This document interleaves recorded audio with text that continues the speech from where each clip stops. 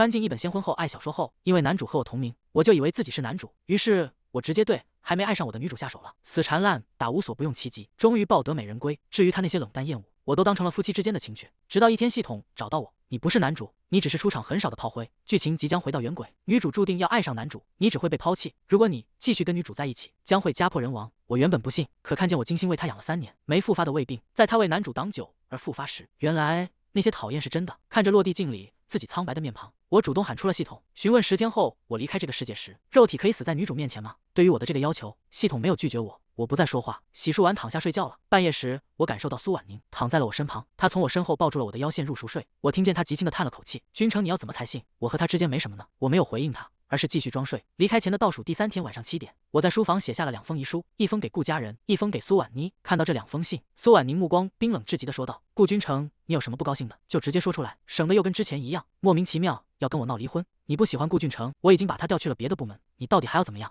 我一时僵在了原地，他冰冷的眼神让我仿佛看见了结婚前的苏婉宁，那个对我充满冰冷与厌恶的苏婉宁。我也恍然意识到什么，忍不住开口问道：“苏婉宁，你当初为什么会嫁给我？”苏婉宁大抵没想到我会突然问这个，沉默片刻后，我听见他一贯清冷的声音回答：“车祸，你以命救我，我用婚姻报恩，这交易很公平。”我心口一梗，报恩公平？原来我满心以为幸福的婚姻，对苏婉宁来说竟然不过是一场交易。我望向他说道：“所以你不愿意跟我离婚的原因，也只是不想被性弃义，对吗？”闻言，苏婉宁眸色骤然一冷不适，然而他话才起头，就被突兀的电话铃声打断。他看了一眼，动身去了阳台。随着他的离开，我的情绪也一点点平静了下来。何必呢？我马上就要离开了。他的答案对我来说似乎也不重要了。我看了阳台的人影一眼，踏步离开卧室。楼下厅中处理婚纱照的工人在等着我。工人一脸疑惑地问我：“顾先生，这些婚纱照真的全部都当垃圾消除吗？”我点点头，是，麻烦你们了。很快，他们带着几箱我和苏婉宁的婚纱照离开，而我也没有管苏婉宁，直接出门回了父母家。我马上就要回自己的世界了，也该跟他们做个道别了。当我回家时，苏婉宁正好接到苏母电话，只听到电话里面苏母焦急地说：“婉宁，你奶奶病重，被送进了抢救室，快来医院。”我们顾不上许多，直接赶了过去。抵达医院时，苏奶奶已经被送进了病房休养。我这才发现顾俊城已经先守在苏奶奶的病床前了。苏奶奶紧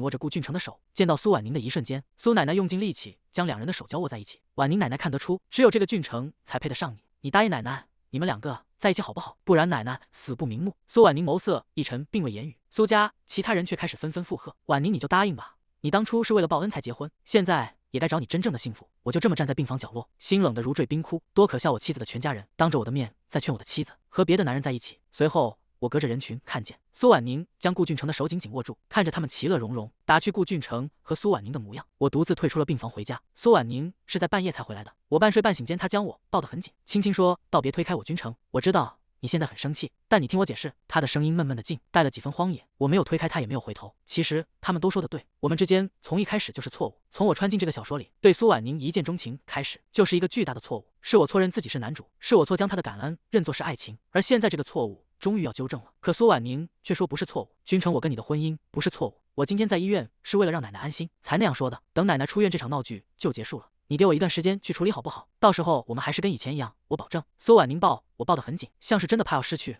我一样。可惜我看了一眼系统面板，距离宿主死亡还剩20小时29分58秒，我已经没有时间了。最终我轻声说道：“苏婉宁，你明天能陪我1天吗？”1整天。苏婉宁答应了。好，我会推了所有的行程，就陪你。我任由他抱着，心却已经近乎麻木。在他信誓旦旦的保证中，我渐渐睡了过去。再睁开眼，已经是次日清晨。我跟苏婉宁出去吃饭、看电影，度过了一场没有任何人打扰的约会。晚上9点，距离我死亡只剩最后3个小时了。我在地下酒窖选红酒时，收到了顾俊城的短信：“顾君城，你信不信我一个电话就能把他从你身边抢走？”我盯着这条消息，不觉问系统：“这就是你们小说世界的男主吗？至少我现在还是苏婉明名正言顺的丈夫，他却总是这么堂而皇之的给我发挑衅消息。”系统保持了沉默，没有给我回应，而我也没有回复顾俊城。可我回到客厅时，就看见苏婉妮穿上外套要出门。她解释说，俊城说他被人尾随了，我得赶去救他。看来这就是顾俊城把他从我身边抢走的理由，听起来甚至荒唐的有些可笑。男人被尾随却向女人求救，我叫住了他，问道：“你忘了吗？你答应过我要陪我1整天的。”苏婉宁却拧起了眉头：“我已经陪了你1天了，你就非差这3个小时不可吗？别闹了，我确认他安全就回来。”说完，他转身毫不犹豫开门离去，没给我任何回应的机会。大门哐当合上，我低头看着手里的红酒，苦笑一声。苏婉宁说好的1整天，差1分钟1秒钟都不算1整天的。我独自开了红酒，一杯接一杯喝下。深夜，苏婉宁还还是没有回来。我躺到床上，缓缓闭上了眼睛，开始迎接我的死亡。很快，系统的声音再次在我脑海里响起：世界通道已构建完成，现在开始死亡倒计时3、2、1。在死亡的这一刻，我感受到前所未有的平静。0点整，我的灵魂缓缓从身体里飘出来，而卧室房门却在这刻被人推开。苏婉宁竟然回来了。我看着他走到床边帮我掖好被子，随后就这么在我的尸体旁躺下。他的动作轻柔又细心，可他但凡多看一眼就会发现，在床上的我其实已经没有了呼吸，正在为宿主传送现实世界传送成功。伴随着系统的声音，我的灵魂在这个世界彻底消散。苏婉宁，你永远都找不到我了。次日清晨，闹钟铃声响彻在安静的卧室。苏婉宁醒来时才发现，身旁的人始终维持在昨晚的姿势，没有变过。她眉头皱起，心脏莫名一沉。平时这个时间我已经起床去给她做早餐了。她想了想，还是开口：君城，我知道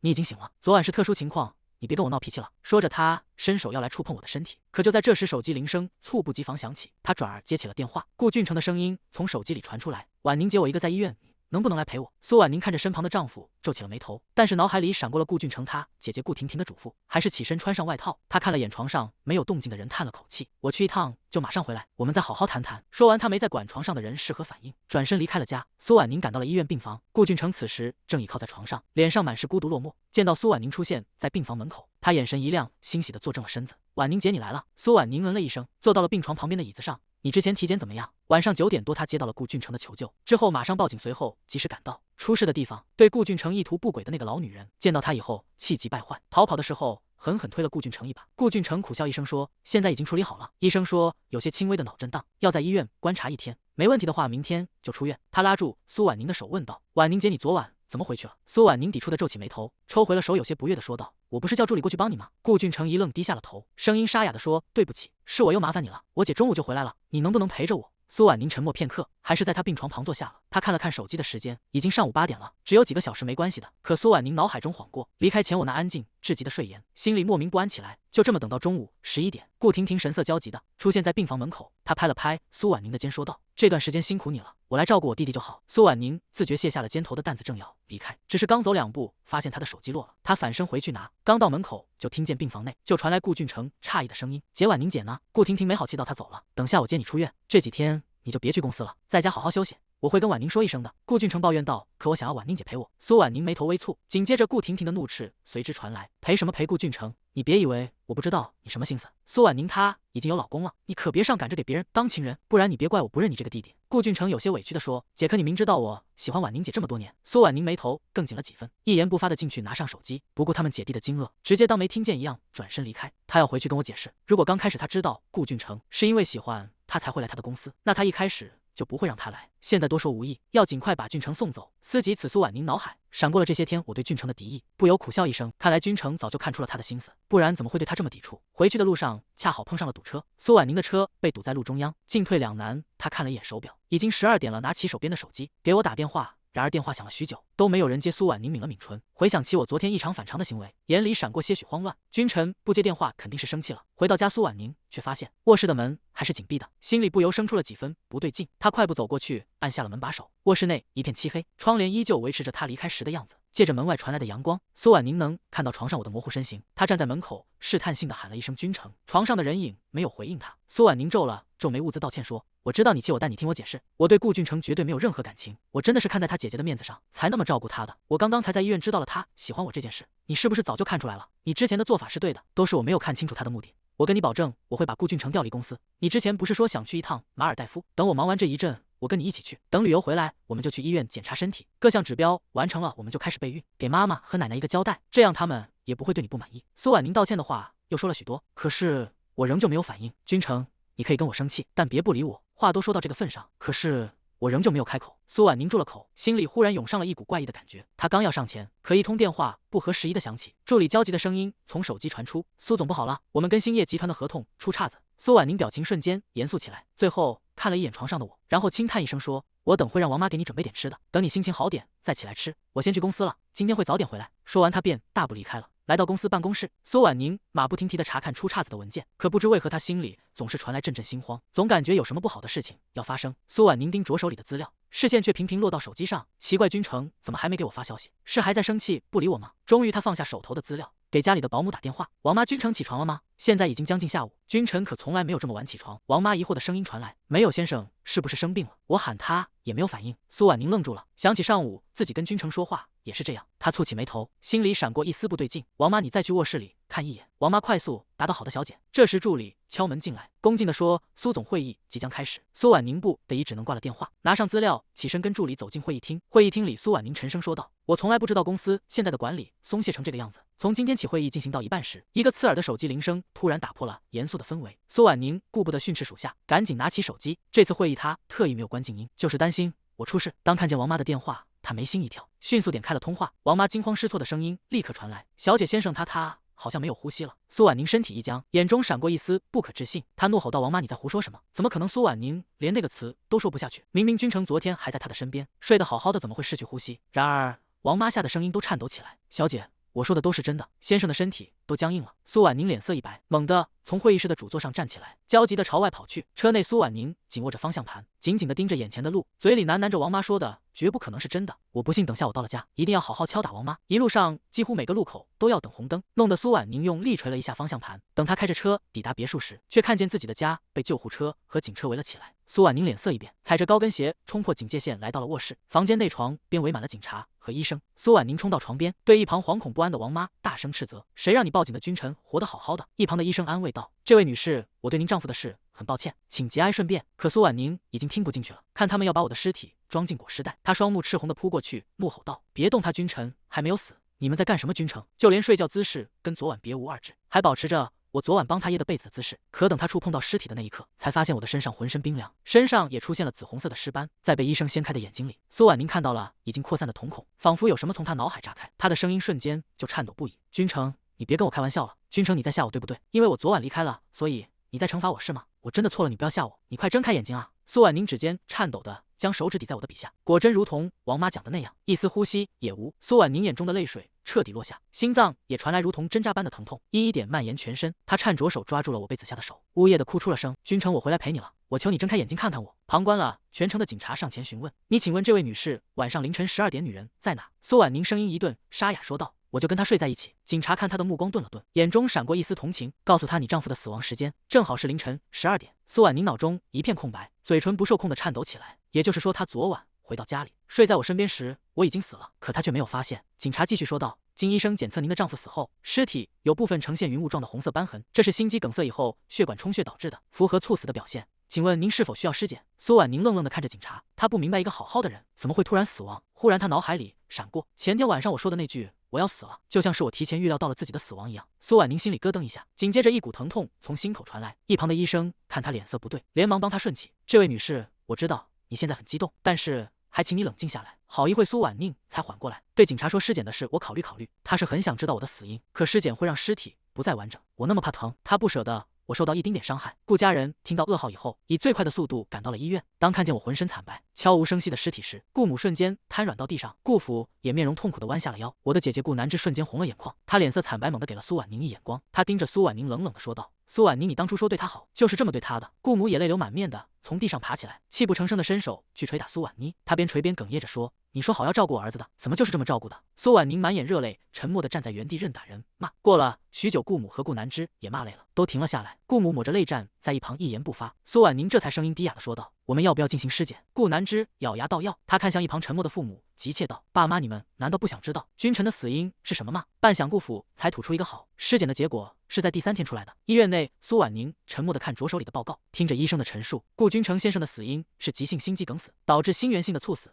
具体的时间是4月1号晚上。怎么看结果都像是一个意外，但是苏婉宁却觉得绝不会这么简单。亲眼看着我的尸体被推进了火化机，苏婉宁眼神前所未有的黯淡。她在世上最爱的人彻底消失了。从火葬场出来后，苏婉宁独自回到家里，她看着空旷的屋子，整个人都颓废起来。家里的每个地方都有我的影子。这时她口袋里的手机突然响起，她缓缓拿出了手机，是顾俊成打来的电话。苏婉宁眉头一蹙，毫不犹豫地将他拉进了黑名单。她抬眸再次扫了一眼，朝楼上走去。来到书房，她在书桌前坐下来，却无意间看见了我写的那份给他的遗书。他眼眸一顿，缓缓展开。当初苏婉宁看到这份遗书时，很是生气，只当我是赌气，没想到这却成了他最后的想念。没一会儿，遗书的内容瞬间映入了苏婉宁的眼帘。婉宁，当你看到这张纸的时候，我已经不在了吧？我知道你可能会对我的死亡感到突然，可这一切都在我的预期内，请原谅我的不告而别。我希望你在余下的日子里能幸福，不要因为我的死耿耿于怀闷闷不乐。对于你，我有太多的话想说，可是又不知道从何说起。没了我，你要按时吃饭，我可不希望我之前给你养好的胃又被你糟蹋坏了。可惜当初我跟你在婚礼上的誓言还是没能兑现，不能陪你携手白头。我还是希望你能幸福。我不小气，不想你为我守寡。要是真的遇到合适的人，就在一起吧。但是不要忘了照顾我的家人，不然我做鬼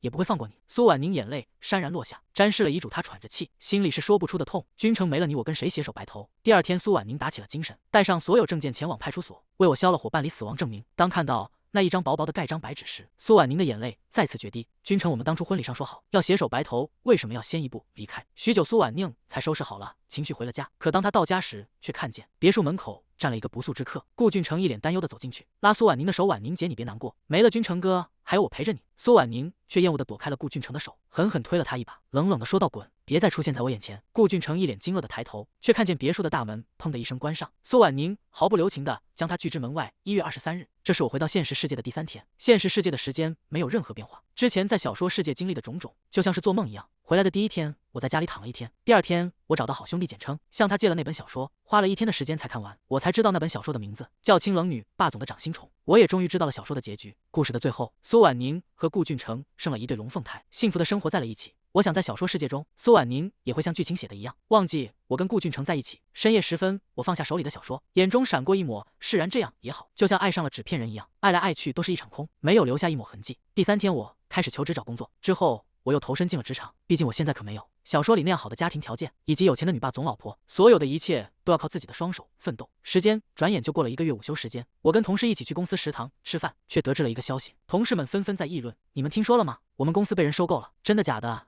你从哪听到的消息？就是新闻啊，这么大的新闻你都没看。听到同事聊天，我有些惭愧。这些日子我一直忙着上手工作，对于其他消息一概不关注。吃完午饭，我跟同事们回到了工位。下午2点午休结束时，领导带了几个人来到办公室。领导严肃地说道：“大家停下手头的事情，我有事情要宣布。”所有人都抬起了头朝领导看去。我正要看过去，手里的笔却落到了地上。领导继续说：“我身后这位是我们公司的新任总裁，你们好好认认脸，以后别认错了。”我捡起笔，抬眸看去，却对上了一双熟悉的眼眸。我倏然瞪大了眼睛，不可置信地站了起来。苏婉宁她怎么会在这？苏婉宁只是静静地看着我，让我有些不确定，眼前的这个人是不是小说世界中我认识的那个女人？我把注意力从苏婉宁身上收回来时，这才发现办公室鸦雀无声，所有人都看向我。领导无奈道：“顾君成，我知道我们的新任总裁是个美人，但是你也不必一直盯着他看。”我瞬间脸色涨红，连忙坐到位置上。等领导带着苏总走出办公室的时候，办公室这才响起小声的讨论声。坐我身边的同事打趣道：“君成，我可从来不知道你是个颜控。”我摆了摆手，解释道：“我只是感觉苏总有些像我认识的一个人。下午的工作我都有些心不在焉。这个苏总究竟是不是他？如果是他，他又是怎么从小说世界过来的？”我想了许多，最终只能把这些问题抛之于脑后。我还是不相信苏婉宁会从小说世界中来到现实世界，也许这一切都只是巧合吧。我重新投入眼前的工作，再次回过神的时候，已经下午5点了。我起身去了一趟厕所，厕所内我正想从隔间出去，却听见门外同事的嘲笑声。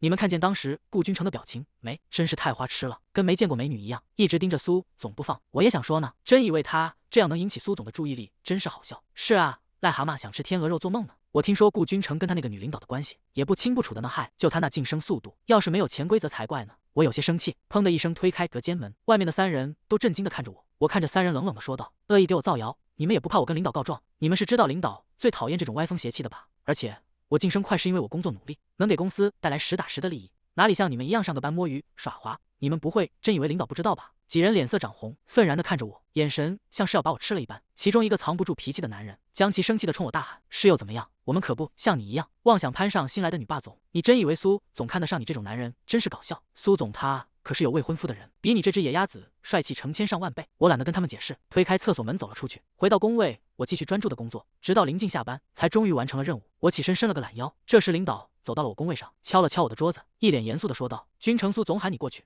我动作一顿，心里瞬间忐忑起来。苏总找我能有什么事？我不安的来到了顶层的总裁办公室门口，敲了敲门，苏总的声音从里面传来，跟苏婉宁的声线一模一样，悦耳动听，给我一种他就是苏婉宁的错觉。我将这荒唐的念头抛到脑后，推门走了进去。“苏总，您找我什么事？”苏婉宁从文件里抬起头，说的话把我定在原地。“顾君成，此顿很好玩吗？”我将在原地不知所措的看着他。糟了，眼前的这个人好像就是小说世界的苏婉宁，但是我绝对不能跟他相认。我咽了咽口水，小心翼翼道：“苏总，我不知道你在说什么，如果没有别的事的话，我就先回去了，免得传出去影响不好。”苏婉宁哼笑一声，扫了我一眼，从办公椅上站起来，来到我身前，缓缓地凑近我，我紧张的往后退了几步，直到退无可退。苏婉宁的脸一点一点凑近我，我急忙转过了头。苏婉宁炙热的气息喷洒到我的脖子处，她温柔的说道：“顾君城，你知不知道？”你说谎的时候，手会捏成拳头。闻言，我眼中闪过一丝惊愕，急忙松开了原本捏紧的手。我深吸口气，语气冷淡的说道：“苏总没事的话，那我就先去工作了。”随即我抬脚朝门口走去，下一秒又被苏婉宁拉住了手。她笑着对我说：“现在已经下班了。”我脚步一顿，抬眸看了一眼墙上的挂钟，时间正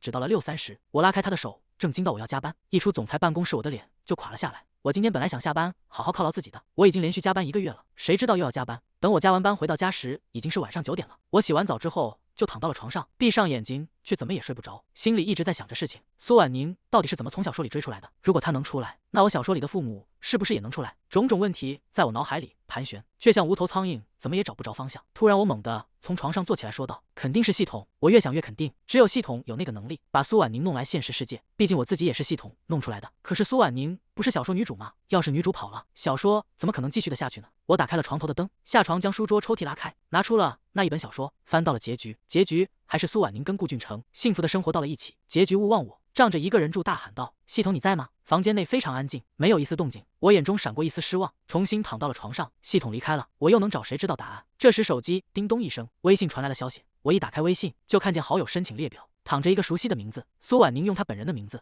申请添加了我的微信。我无奈的扯嘴角，点了同意。就算我现在点击了拒绝，苏婉宁也会换一种方式让我同意，毕竟她来现实世界的目的就是我又何必多此一举？我静静盯着聊天框，想看看苏婉宁找我什么事，谁知道她什么消息都没有发过来。第二天，我顶着2个黑眼圈去公司上班。也许是这段时间比较倒霉，我一踏进公司大门就碰见了江琪，现在撕破了脸，他对我的厌恶溢于言表。我不想跟他搭同一个电梯，便慢下脚步，谁知身后忽然传来了一声苏总好，吓得我又加快了脚步，跟江琪跑进了同一个电梯。电梯里就我2个人。江琪看着我厌恶的说道：“跟你坐在同一个电梯真扫兴。”我扫了他一眼，反击道：“是啊，跟你这种人坐一个电梯，谁不会气？”我冷哼了一声，抬脚走出电梯。工作了一会儿，领导满脸春风的走进来说：“明天我们公司团建，只有入职满1年的员工才可参与。团建地点在本市的木景度假山庄，你们明天早上7点在公司门口集合。我们坐大巴去，谁有事不能去就跟我说。”我眼中闪过一丝犹豫，我想去团建，可是我不想见到苏婉宁。看见有人陆陆续续进办公室跟领导请假，我也走了进去。踌躇一会小声道：“徐哥，我想问一下，这次的团建苏总会不会去？”徐哥看了我一眼说道：“这次团建高层领导去的地方跟我们不一样。”我松了一口气，正要说话，江琪不知从哪里冒了出来，大声说：“你还想打听苏总啊？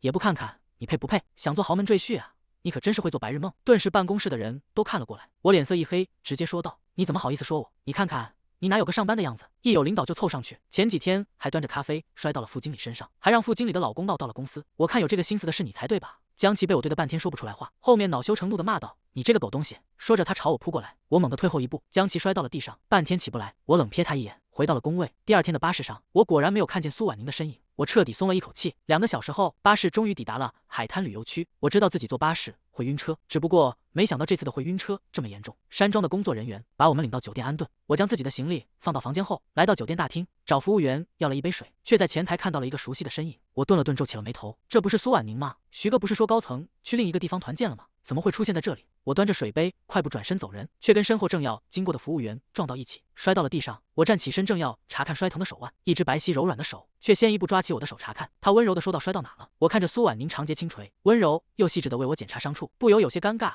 想要缩回手。苏婉宁眉头微蹙看了我一眼，说道：“别动，让我检查一下。”我停下了动作，等我反应过来后，眼中不由闪过一丝懊悔。我现在跟苏婉宁只有上下级关系，我干嘛这么听她的话？我抽出手，冷淡地说：“不劳苏总费心了，我没事。”我转身朝电梯走去，电梯的门却不合时宜地关上。等待的过程中，我察觉到有个人走到我身边，不用转头都知道是苏婉宁。我假装不知道，低下头回复同事的微信。聊完后，我抬头看电梯，余光注意到旁边的人不知道什么时候靠得这么近。我转头就看见了苏婉宁的脸，距离我咫尺间。她慢悠悠地说道：“你跟谁发消息呢？发得这么入迷。”我收起手机，淡淡道：“回苏总没有谁。”说完，我就率先进了电梯。苏婉宁也走了进来，她一进来我就感觉有些闷，总觉得这电梯逼仄了许多。我面无表情地盯着电梯的显示板，祈祷她快点到。忽然，苏婉宁抓起了我的手，把一个东西塞到我手上。我看着手里的盒子，皱起眉头，问道：“这是什么？”她笑着对我说：“晕车药，你跟我说过坐大巴会晕车。”我抿了抿唇，默默地收下了药。叮的一声，电梯到了。我率先走出了电梯，快步朝前走，直到听到身后没有响起脚步声，才松了口气，停下了脚步。我站在走廊上，看着手里的晕车药，眼里闪过一丝复杂。当初我和苏婉宁刚刚结婚时，我曾让她记住我的喜欢以及生活习惯，但是她都是一副冷淡的样子，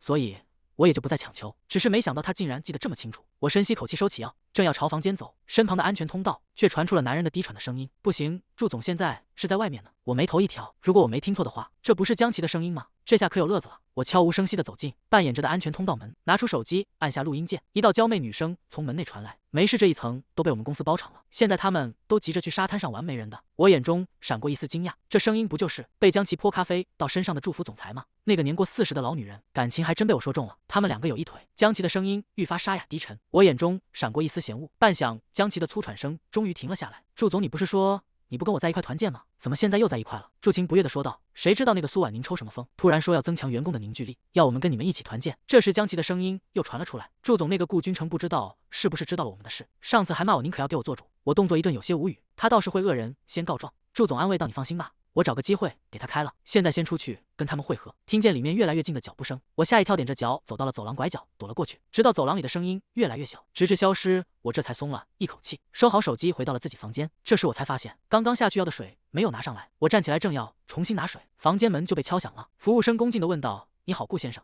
我打开门，一个服务员正站在外面。我看着他问道：“有什么事吗？”服务员将手里的矿泉水递给我，笑着说：“这是苏小姐给您买的水。”我一愣，接了过来。直到服务员走后，我都还纳闷，苏婉宁以前有这么细心吗？我怎么没有发现？喝下药后的半个小时，我感觉身上的症状好了许多。于是下楼跟范搭子一起玩水枪大战。我们一直玩到了晚上的饭点，还觉得意犹未尽。范搭子走近我，把手搭在我肩上，说道：“我看群里说晚上有篝火晚会，等下去看看不？”我点点头，身边的其他几个同事也同意了。晚上的篝火大会人声鼎沸，我的人散开，各自去其他区域找乐子。我准备坐到对面的休息区休息，然而下一秒，一只脚突出将我绊倒，我身体瞬间失控朝篝火直勾勾的倒下去。我下意识的闭上了眼睛，可是想象着的炙热并没有到来，一双白皙的手忽然拉住了我手。我睁开眼睛，苏婉宁的脸出现在我眼前，她深吸口气，把我扶起来，愤怒道：“你怎么样了？没有被烫到吧？”我摇了摇头，苏婉宁这才松了口气，眼神似刀一般射向人群里的一个人。我顺着他的视线看去，却看到了江琪的脸以及他躲闪的眼神。破案了，就是他扮的我。我攥紧拳头朝他走了过去，冷声道：“江琪，刚刚就是你扮我，害我差点摔进火里，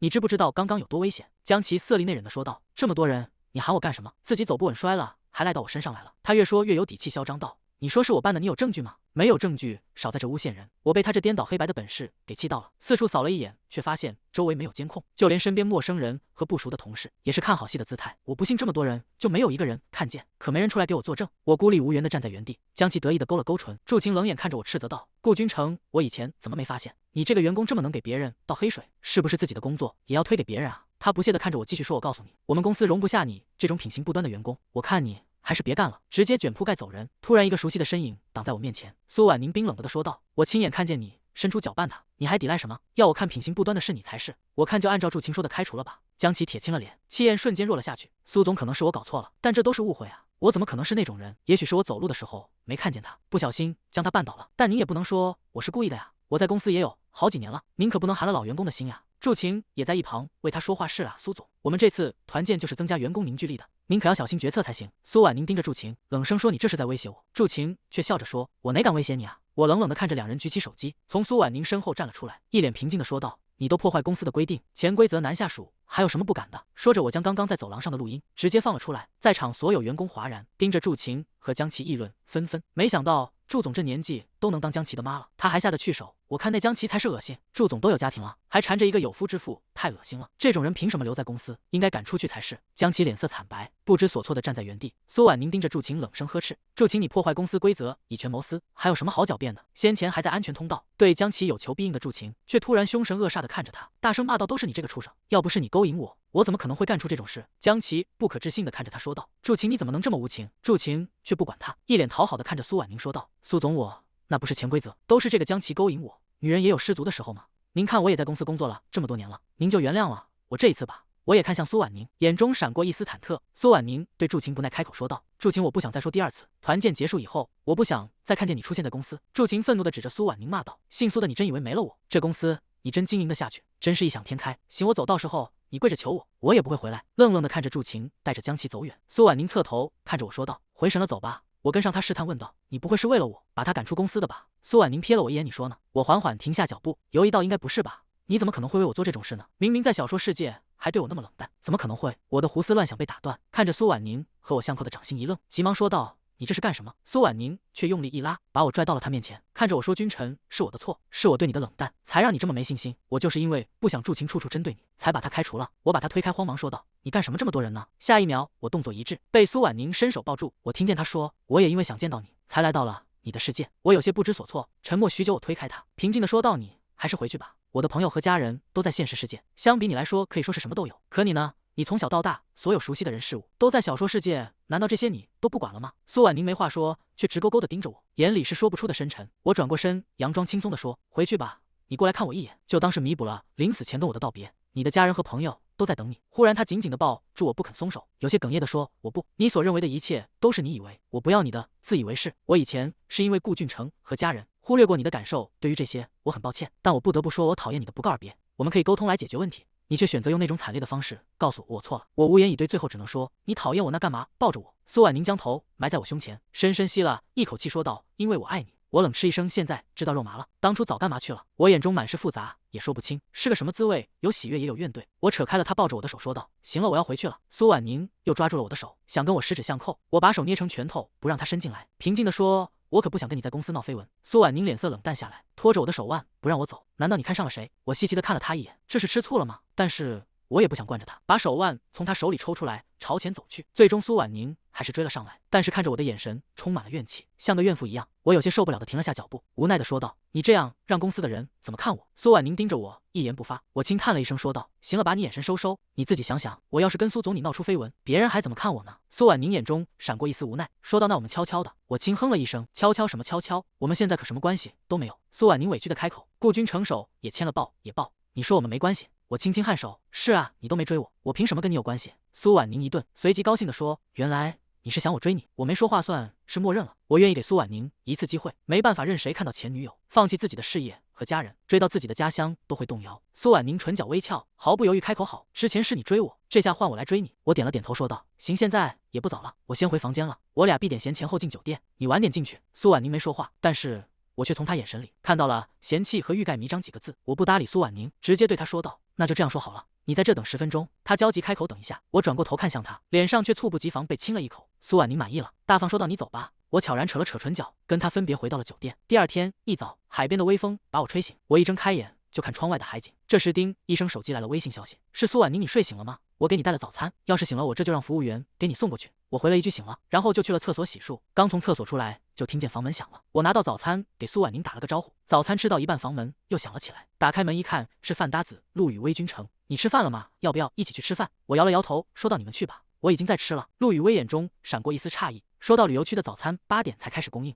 你是去外面打包的吗？这度假区比较偏僻，方圆6000米都没有餐馆和摊贩，只有住在这的村民。”我顿了顿，不知如何解释，默默地点了点头。陆羽威朝我竖了一个大拇指，夸赞道：“还得是你，要不是昨天我跟他们打牌打到半夜，说不定也起那么早了。行了，那我跟他们先去吃饭了。”我关上门吃了还不到一会儿，房间又被人敲响了。我深吸口气，把口里的包子吞下去，拉开了门。房间外面是苏婉宁。苏婉宁见我这样，默默开口：“你不愿意见到我吗？”我没说话，直接把他扯进来，直到关上门我才开口解释：“不是，只是吃饭到一半，被打扰了几次，有些烦。”苏婉宁不开心地说：“所以你烦我？”我无语地说道：“苏婉宁，你再这样就出去。”她瞬间不说话了，坐到床上看着我吃。等我吃完饭，我才想起一件事，看向苏婉宁问道：“你来找我干嘛？”苏婉宁低声说：“只是想看看你，有时候你不在，就总感觉你再次消失在这个世界上。”我被他说的良心作痛，难得对他有了好脸色，笑着对他说：“我知道了，那我上午就不跟他们出去玩了，在房间里陪你怎么样？”苏婉宁嗯了一声，悄然勾起了嘴角。我将桌上的包装扔进了垃圾桶，随后躺到了床上。苏婉宁也躺到了我旁边，侧过脸看我。我没看他，都能感受到他那一道炙热的目光。我伸手捂住了他的眼睛，看着天花板，脑海中划过当初系统给我播放的画面。我忽然问：“之前在医院你给顾俊成揉脚腕是怎么回事？”他想都没想就说到：“当时医院的护士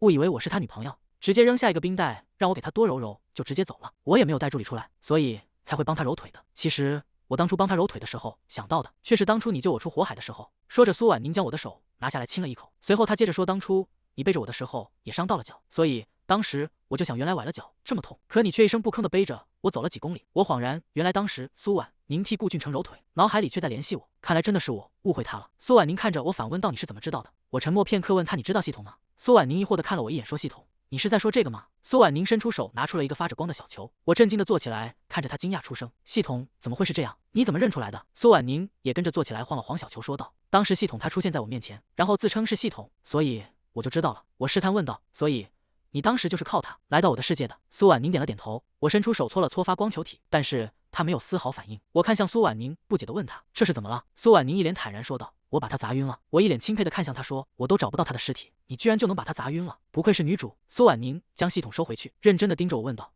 你是因为系统离开我？我点了点头，他告诉我你跟顾俊成才是一对，我只是小说里的配角。他还一直给我看你对顾俊成有多好，有多爱护他，心疼他。他说只要有顾俊成在，你眼里永远都只有他没有我。我说了一通，心里总算舒坦了不少。苏婉宁神情冷下来，死死攥住小球，咬牙切齿地说：他竟然敢这么挑拨我们的关系。我轻哼一声说道：你要是没有给顾俊成可乘之机，系统又怎么会有机会挑拨离间？苏婉宁将头埋进我怀里，紧紧抱着我的腰。我知道都是我的错，我离开之前早就把顾俊成给拉黑了。我一想起曾经苏婉宁您对我做的事情就来气，伸手推了他一把，假装生气地说道：我当时问你为什么会嫁给我，你说车祸，你以命救我，我用婚姻报恩，这交易很公平。苏婉宁苦笑一声说道：当时我们在吵架，那是我说的气话。其实在我们交往之初，我就喜欢上你了。我冷眼看他问道：那其他的呢？你敢说你对顾俊成没有一丝一毫的心动？苏婉宁举起手发誓：我跟你保证绝对没有。我双手环胸，直接翻了个白眼。我当时可问过你，问你敢说你真的问心无愧吗？可是你却沉默了，这不就是答案吗？苏婉宁深吸口气，开口道：我第一次见到他，他就是个小屁孩而已。即便到了现在，在我眼里，他还是当初的那个小屁孩，怎么可能会心动？当时